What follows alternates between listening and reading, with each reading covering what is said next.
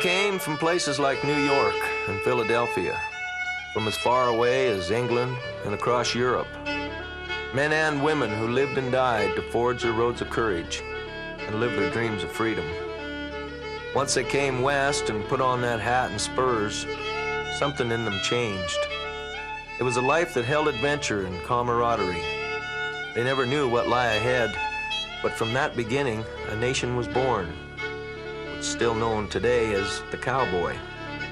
Over the years, they've endured adversity and hardships, lives with very little financial gain, but they found their freedom. And most of all, the cowboy has endured time.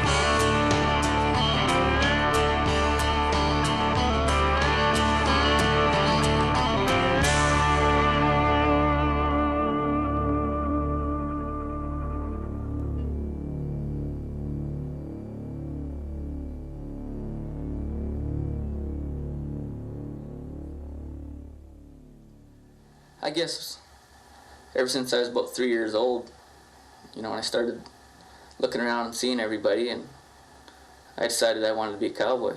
I had a couple uncles that used to be rodeo cowboys, and they have ranches now, and I kind of idolized them.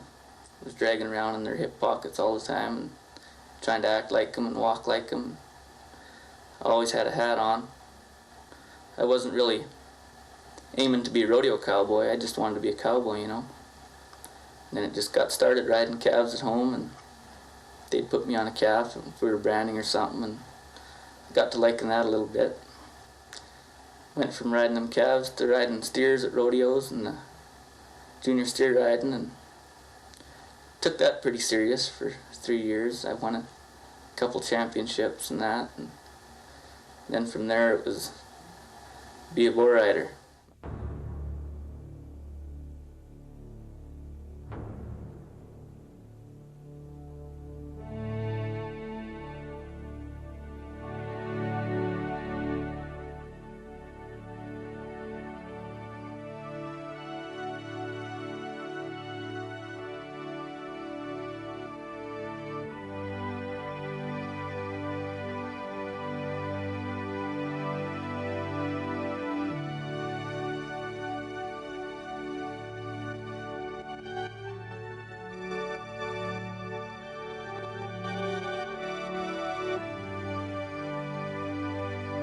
Ever since we were old enough to pull on our own boots, we knew what it was we wanted, to be a champion. It was more than just the glory of the buckle. It was the idea that being a cowboy was the greatest thing there was. It gave us courage, made us heroes, and set in us the goal to be the best we could be. It was the pride of the cowboy nation. It's what every kid who ever rode the range or fought battles with wild Indians or even won the world championship of his backyard remembers. The West is not a place, it's an attitude.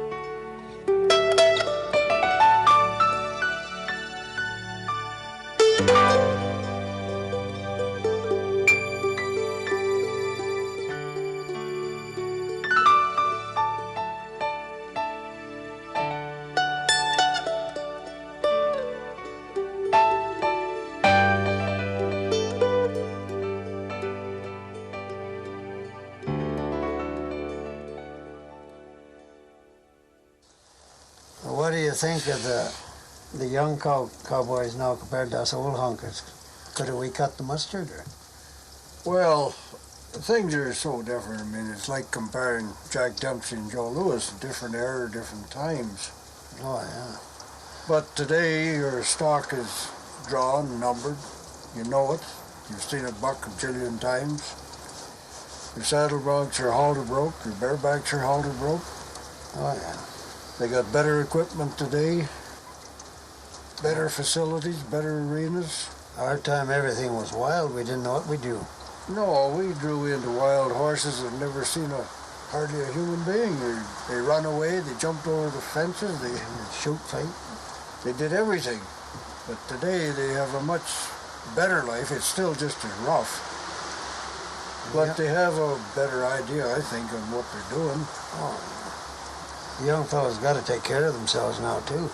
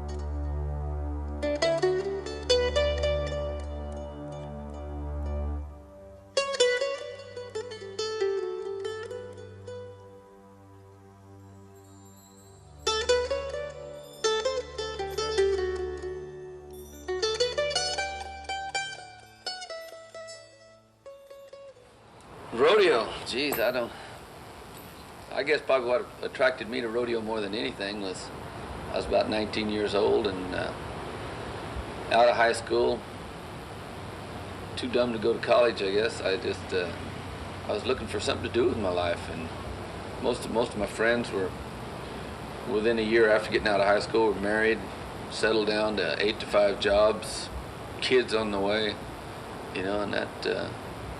I wasn't ready for that.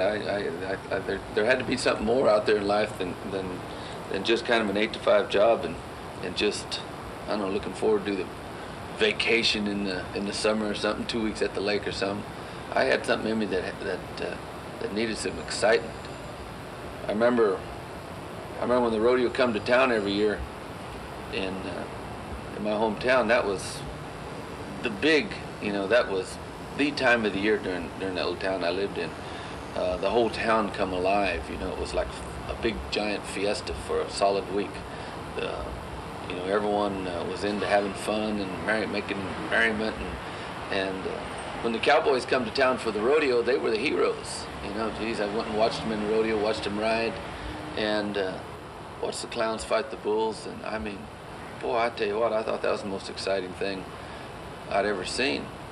Well, when I was about 19 there, I not only went to my hometown rodeo, but I went to a couple more, and I'd see these same cowboys, and they'd be in the rodeo arena, and they'd be the heroes, and then that night they'd go to the bars, and they'd get all the girls, and I mean, they were just like traveling gypsies that were getting paid to have fun, you know. So, by golly, I said, that's the life for me. I don't care what it takes. I want to be a rodeo cowboy.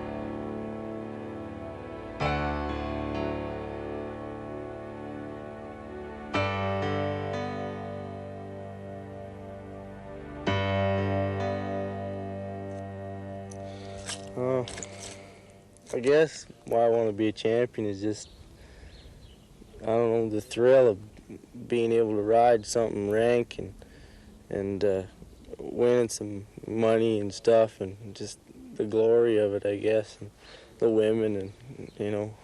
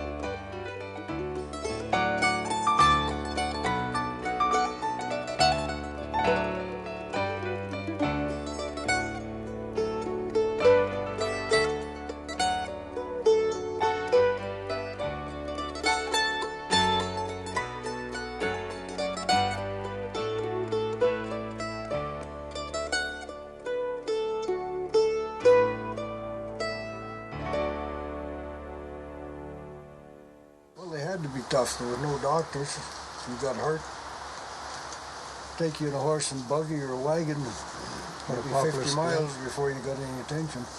Right. Some of them old guys put poplar splints on. Like old Lone Breeze, a poplar splint on both sides of his leg. I remember a cowboy was late making it to a dance, and he had a wooden leg. When he finally got there, they asked him, said, "Well, how come you're late?" Well, he says, "My horse ran into a tree and I broke my wooden leg," and he said, "I had to get off and whittle a new one."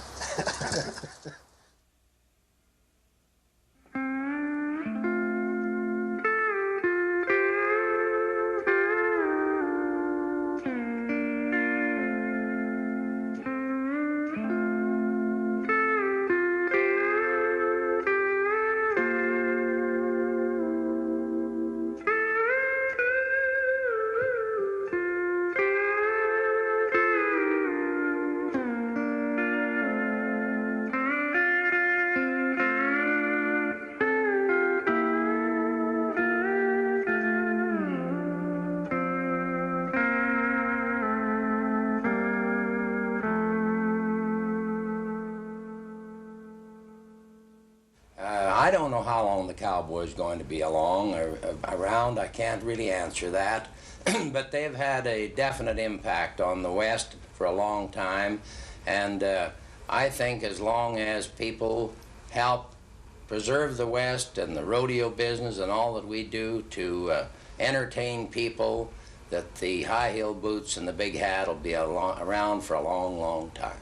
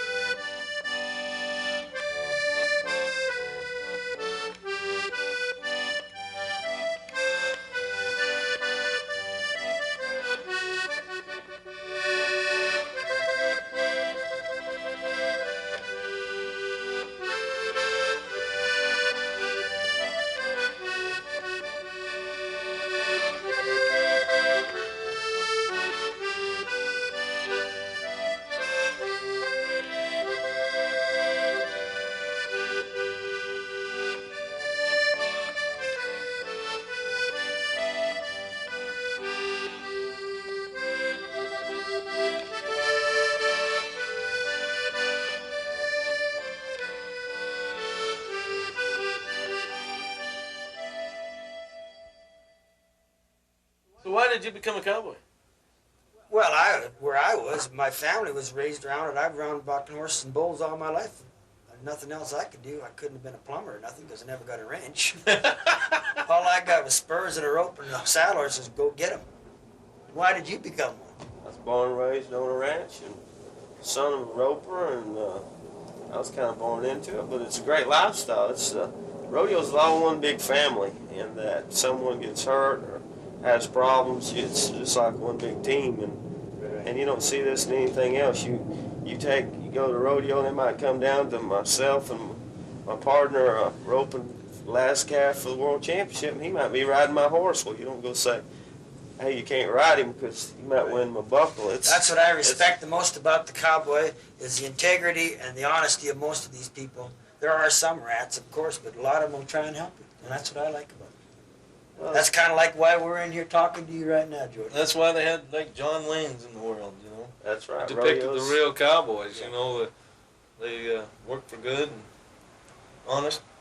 Try, just try. You know, it don't always turn out that way. But there's one story you can finish with. When you guys were rodeoing or anything.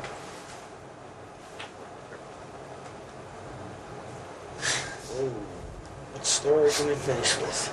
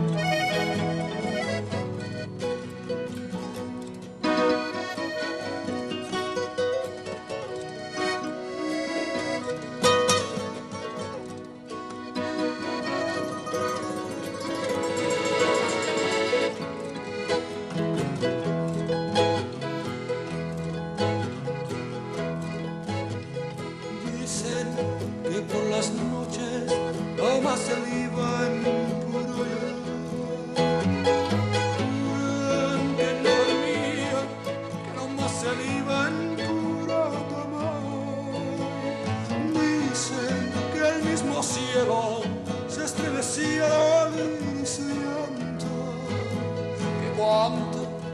sufrió por él y hasta el suerte la fue llamando.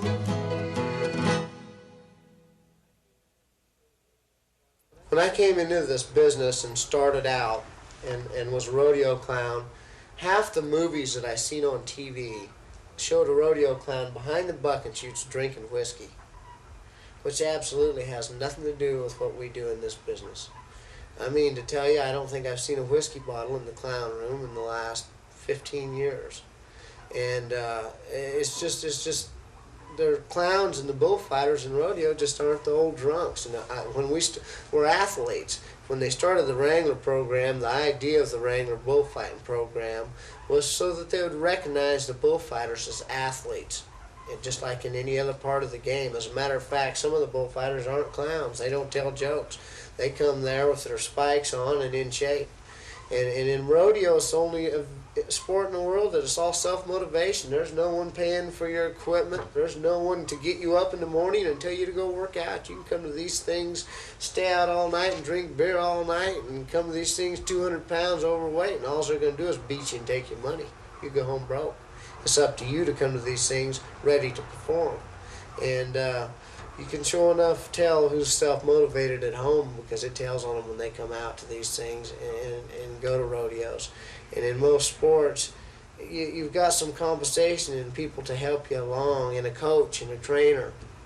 And rodeo, you don't. You know, if you don't help each other's trainers in rodeo. If somebody's got a problem, their buddies help them, tell them what's going on. And your best friends are your own critics in rodeo. Everybody lives together, and you live by the sword and you die by the sword. And in this game, if you don't get along with your buddies, it weeds out the weak. Rodeo weeds out the weak, because if you can't get along with your friends in this game, you won't last very long, because all you have in rodeo is your friends that you go down the road with.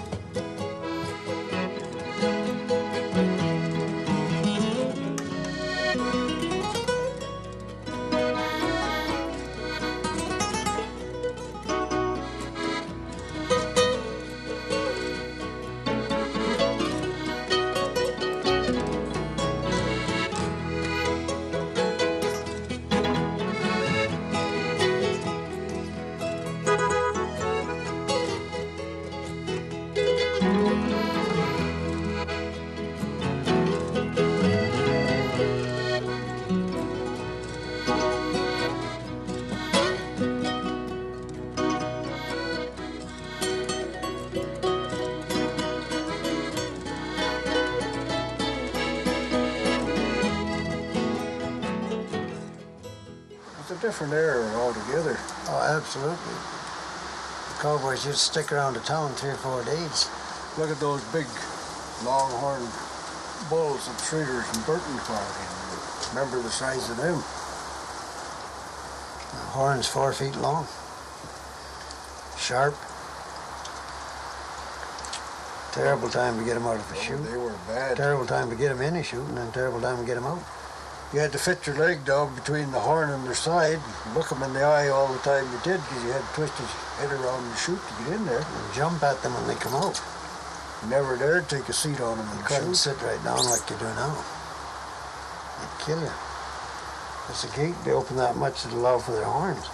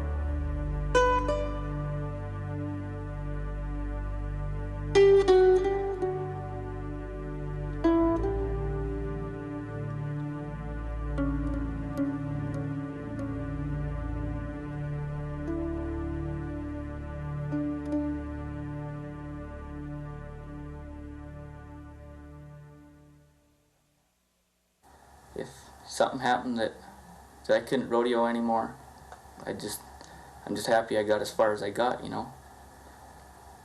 But it's a great life. I don't think there's any more friendlier people in the world you'd find anywhere than around a rodeo, you know. Everybody's just a big happy family. Don't matter if you're in Kissimmee, Florida, or up north in Grand Prairie, Alberta. It's the same caliber of people, you know. Same people are there. You don't have to worry about what you look like or what you're saying. You just be natural, be yourself. That's what you are as a cowboy. It's a great life.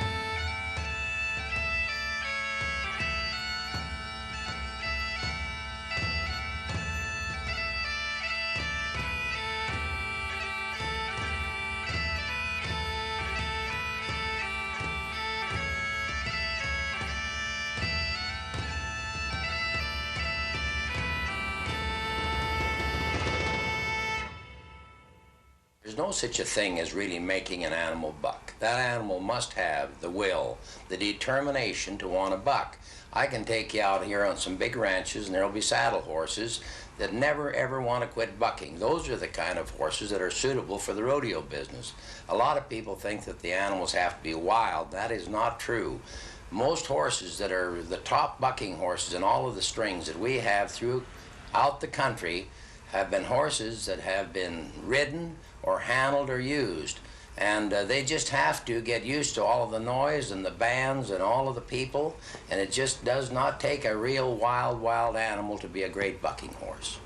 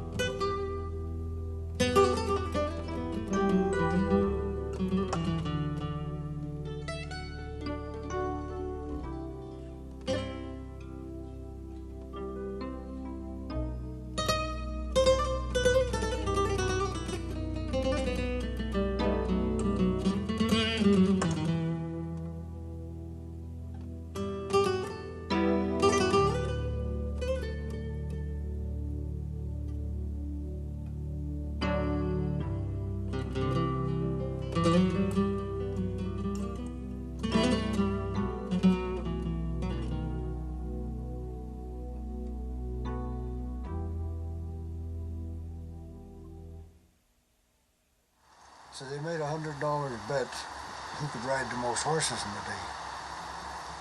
Frank rode 110 and the other guy rode 127. Now, I don't know whether there's a guy living today who could ride that many horses in a day. That old Frank was a tough old hombre. Bet he was tough. Yeah, I believe he did it too. I know he did it.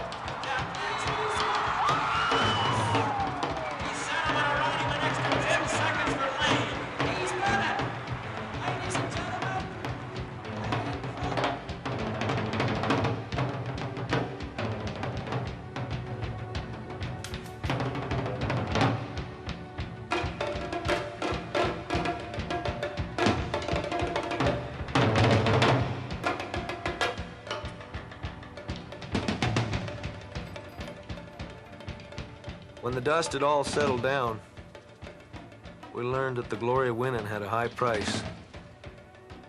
It was a lot more than who could ride the best. It was who could travel the hardest, rodeo the smartest, heel up the quickest. It was a life of 100,000 miles a year.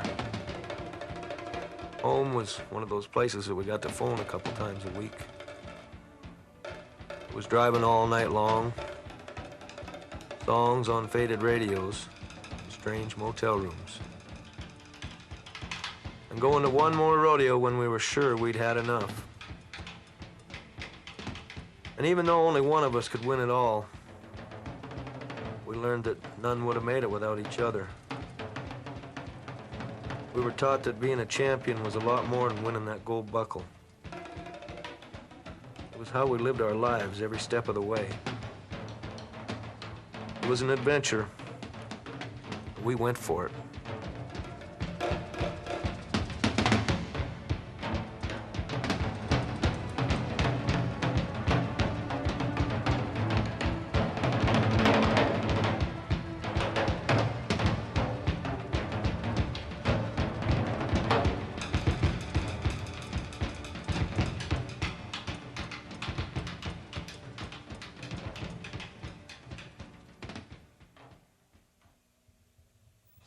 But I think probably the biggest downfall of anyone is to not to try at all. Shakespeare said, "Our doubts are traitors and make us lose the good we oft might win by fearing to attempt." So don't be afraid of failure. Get out there and do it.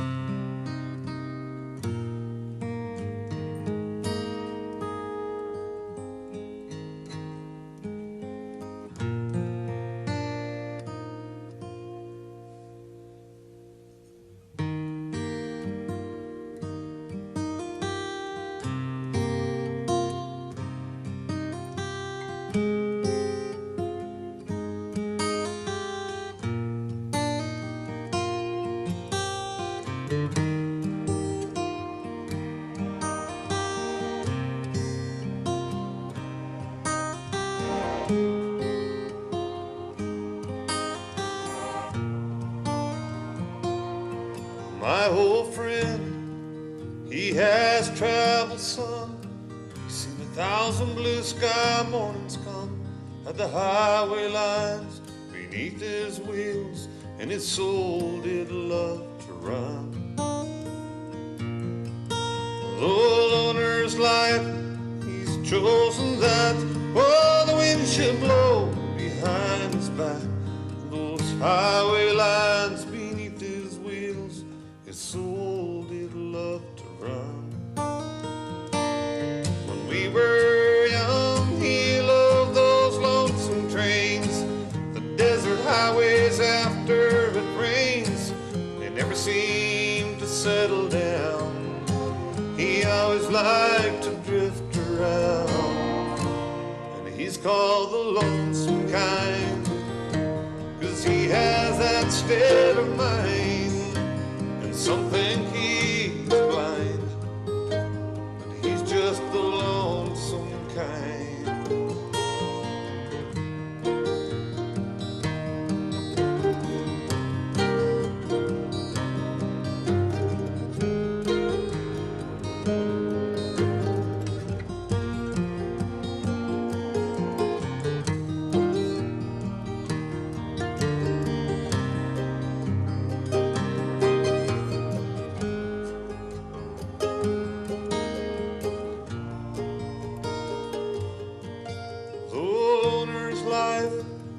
Chosen that the wind should blow behind his back.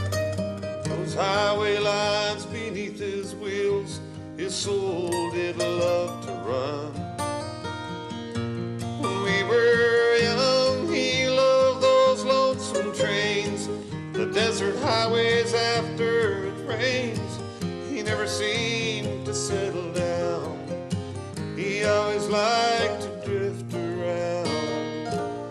He's called the lonesome kind, 'cause he has that state of mind, and some think he's blind.